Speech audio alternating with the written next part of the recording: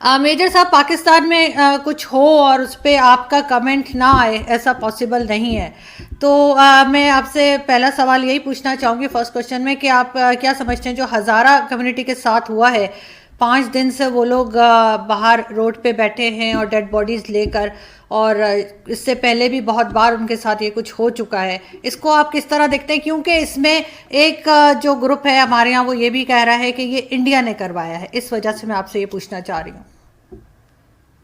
नहीं Arzoo ji, thank you very much for inviting me on your show. जहां तक ये हजारा कम्युनिटी के साथ हुआ है ना, ये ऐसा नहीं है कि पहली बार हो रहा है।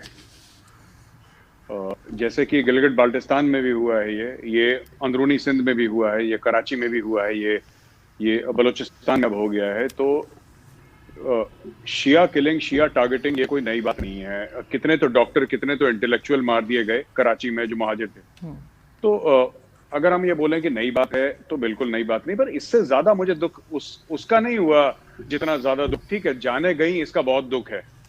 जो हजारा थे, उनको उनका शनाख्ती कार्ड देख के उनको मारा गया ना, तो उससे ज्यादा दुख मुझे ये है जो शेख रशीद साहब गए थे वहां पे, और शेख रशीद साहब ने जो बातें करी वहां पे। मुझे ऐसा लगता है, देखिए ये तो पाकिस्तान का मामला है और मुझे ऐसा कोई बोलने का हक भी नहीं है, लेकिन आपने पूछा इसलिए बताता हूं। मुझे लगता है कि बड़े गैर संजीदा किस्म के इंसान हैं वो। पाकिस्तान को कोई जिसको कहते हैं ना कि एक अक्सर ये कहा जाता है कि रियासत माँ होती है।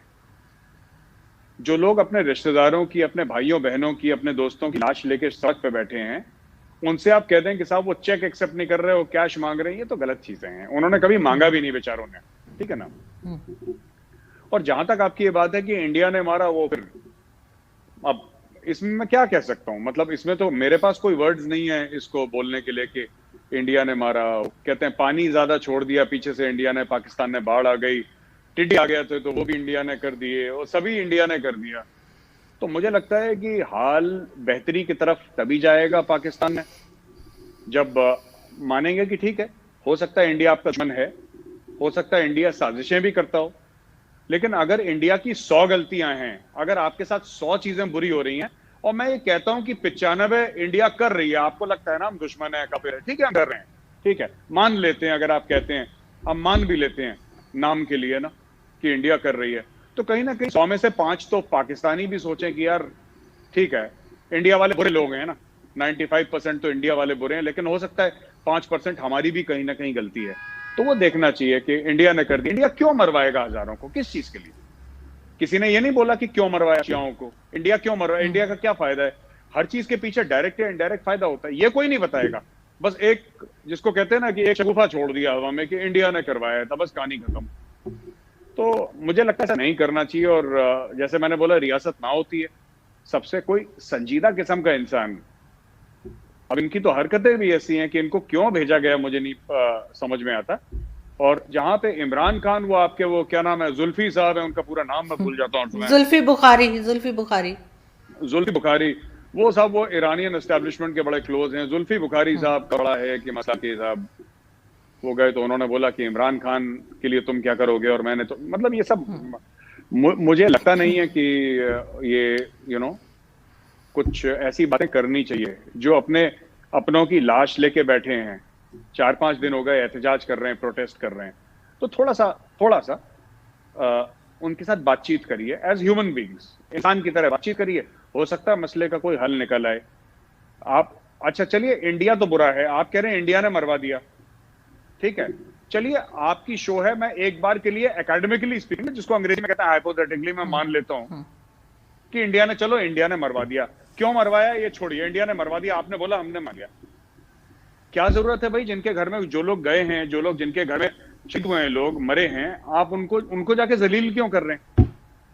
इंडिया ने बोला शेख रशीद को कि अपने बंदों को जाके जलील करो। मुझे ये तो बात ही समझ के बाहर है मेरे।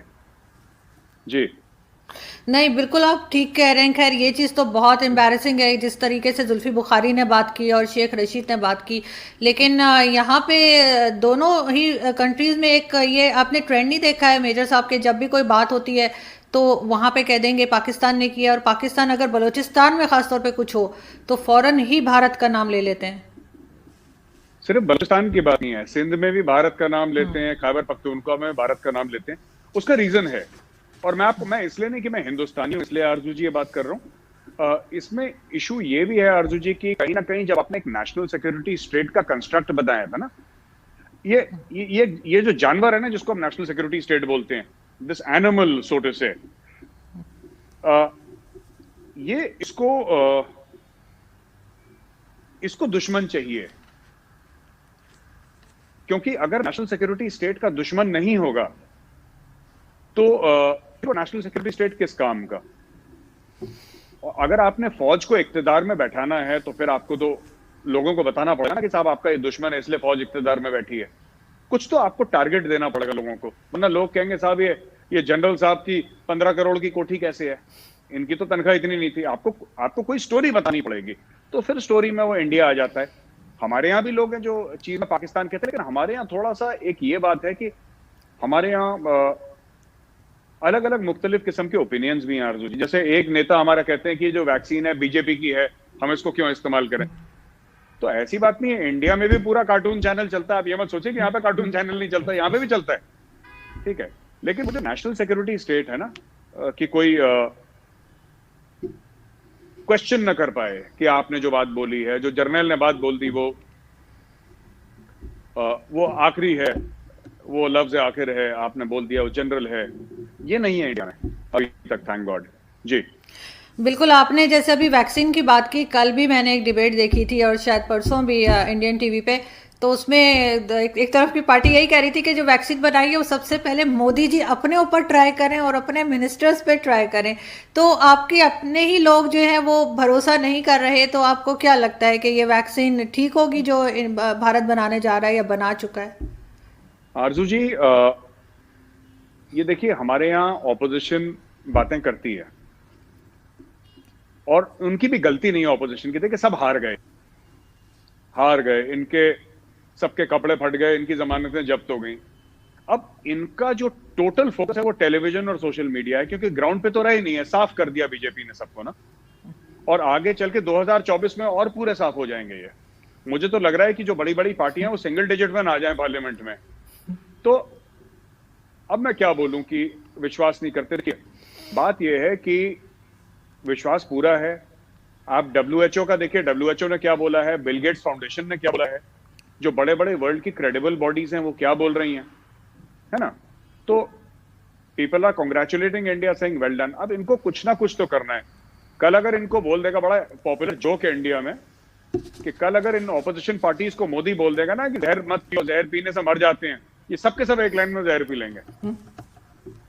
ये कर देंगे ऐसा, क्योंकि एक खास आदमी से इतनी ज्यादा नफरत हो गई है आरजू जी, खास आदमी से इतनी ज्यादा नफरत हो गई है कि आप, क्योंकि उस आदमी ने इनका सब कुछ छीन लिया।